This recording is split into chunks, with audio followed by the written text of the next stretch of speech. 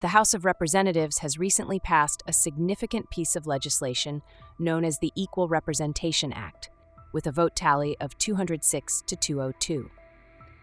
This new measure seeks to implement a citizenship question in the upcoming census, explicitly aiming to exclude illegal immigrants from influencing the redistricting and Electoral College apportionment processes based on population counts.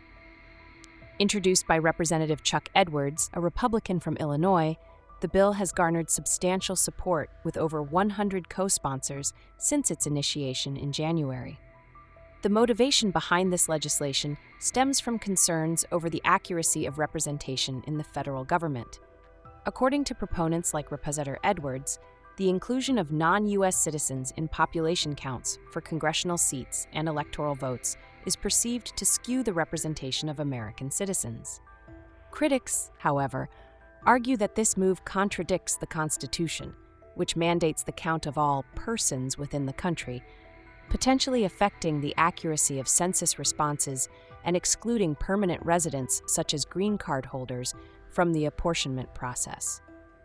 This act follows previous attempts by the Trump administration to include a citizenship question in the census, an effort that was ultimately blocked by the Supreme Court in 2019. Supporters of the bill, like Representative Corey Mills of Florida, justify the measure as a necessary step to protect the integrity of elections and ensure that only the voices of law-abiding American citizens are counted in determining the country's direction.